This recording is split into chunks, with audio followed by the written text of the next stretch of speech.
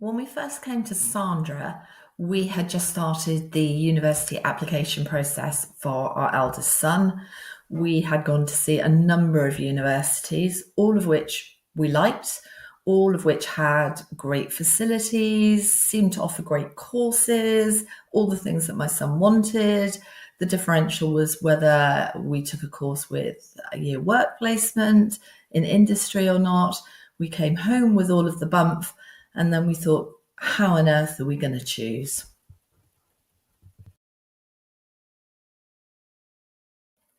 In trying to decide which university to choose from and which 5 universities to put on his UCAS application, my son was, of course, listening to his teachers at school, his friends who were all saying, let's go to the same university, and also us as parents. And I think all of that combined became real background noise.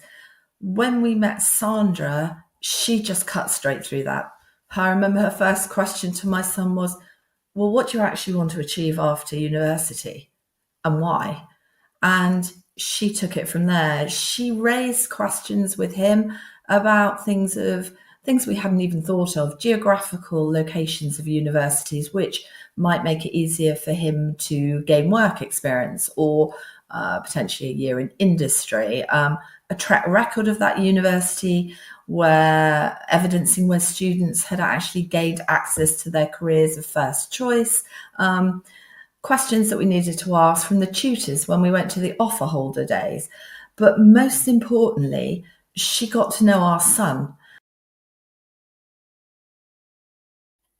Working with Sandra brought a real sense of clarity for my son, and she made what was quite a challenging process as easy as possible.